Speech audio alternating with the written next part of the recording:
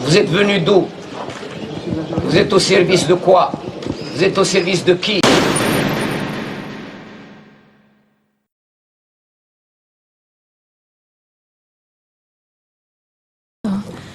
C'est un problème strictement technique. Tout ça, à la fin, quand il cherche à se mettre à sa personnalité, il est où? Il est où? Est-ce qu'il est de Méditerranée? Est-ce qu'il appartient à telle catégorie de poissons? Est-ce qu'il est marocain? Est-ce qu'il est algérien? Est-ce qu'il est parisien? Il cherche et trouve des... Est-ce qu'il appartient à telle catégorie de poissons? Est-ce qu'il appartient à telle catégorie de poissons?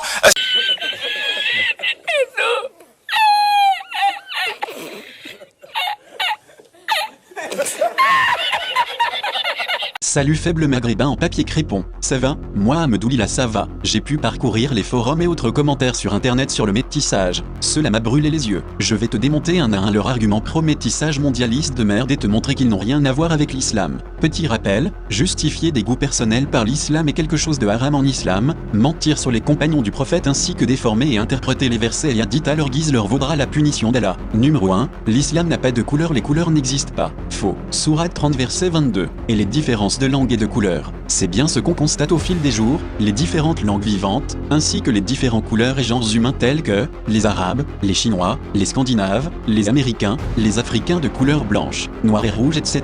Mais ils ont tous les mêmes organes et membres qui ne diffèrent en quoi que ce soit l'un de l'autre, bien qu'ils sont différents en intelligence et corpulence. L'islam est certes universel mais il y a plusieurs couleurs, les nier et nier la diversité c'est nier le verset. Nier le verset c'est rejeter une partie du Coran. Allah a créé Adam en utilisant plusieurs terres de la terre symbolisant les différences. Dans la différence il y a une sagesse. Il faut préserver la différence. Sois logique. Ceci est largement appuyé par le tafsir du verset par Ibn Kathir. Question, à ton avis quelle est de ces deux images celle qui représente mieux la sourate 30 verset 22? Tu as 5 secondes. Si tu as choisi l'image de gauche bravo tu as plus de 70 de QI. Si tu as choisi l'image de droite malheureusement je peux plus rien faire pour toi. Numéro 2, Shaitan a été le premier raciste en islam donc si tu es raciste tu es comme Shaitan.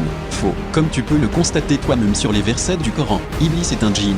Les djinns et les hommes ne sont pas la même espèce tout comme les animaux ne sont pas de notre espèce. Iblis a été arrogant et non raciste. Cet argument est nul et ridicule. C'est comme si j'étais raciste d'un poisson ou d'un cheval. Numéro 3, Bilal le compagnon d'Allah était noir. Faux. Comme tu peux le voir sur Wikipédia, Bilal est le fils de Rabah. Son père était un arabe de la tribu des Banu Juma. Sa mère était une princesse d'Abyssinie qui est l'actuelle Éthiopie. Je t'invite à regarder à quoi ressemble une éthiopienne sur Google Images. Je dirais que Bilal est métis arabe éthiopien et en vertu de la préséance du père dans l'attribution de l'origine Bilal est bien arabe car l'origine s'hérite du père en islam. Numéro 4, le nationalisme en islam est haram. Méga faux. Ce hadith utilisé par les islamondialistes est faible d'après le cheikh El-Albani. Utiliser un hadith faible pour justifier un propos est nul et non avenu. Numéro 5, l'islam nous ordonne de nous métisser sourate 49 verset 13. Les métisseurs professionnels utilisent une traduction mauvaise avec le mot entre connaître qui pour eux veut dire se métisser selon leur interprétation erronée. Ils ne connaissent ni l'arabe ni les mufassirs du Coran.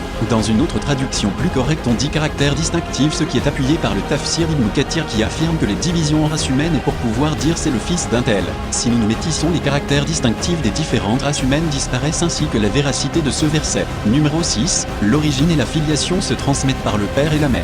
Faux. En voici le hadith. Mais il ne lui est pas permis de porter le nom d'un autre que son père, quelles que soient les considérations évoquées. Car le Trou a dit, appelez-les par les noms de leur père et le prophète, bénédiction et salut soit sur lui, a dit, quiconque s'affilie à un autre que son père sera maudit par Allah, les anges et tous les hommes, rapporté par Abu Daoud. 2599 est cité dans Sahih al-Jami, 6104. C'est Allah qui nous assiste. La filiation et l'origine se transmettent par le père. Tu fais partie de la tribu de ton père. Les femmes qui pensent que leur enfant métis sont maghrébins nient cette réalité. Ils n'ont pas le droit de s'affilier au Maghreb si leur père n'est pas maghrébin. Inutile de lui mettre un maillot d'une équipe nationale maghrébine. Numéro 7, ce qui compte c'est l'islam uniquement et la culture et l'origine ne sont pas un motif valable pour le mariage. Faux. En islam il existe la kafa'a c'est-à-dire l'équivalence. Le din, la lignée, la beauté et la richesse sont des motifs valables. Même si le din est le plus important, avoir plusieurs critères est meilleur. Pour éviter les conflits l'origine et la culture proche sont conseillés. Avoir le din et la même origine est meilleur qu'avoir le din seul. Pour justifier leur métissage nous avons l'impression que le din seul compte mais que tous les maghrébins en sont dépourvus. Nous avons l'impression que pour ces personnes les maghrébins sont tous des alcooliques koufars et violents et que les subsahariens et convertis auraient une conduite irréprochable et une pratique parfaite de l'islam.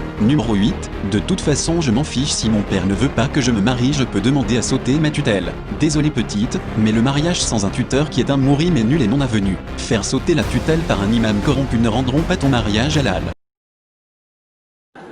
Tiens.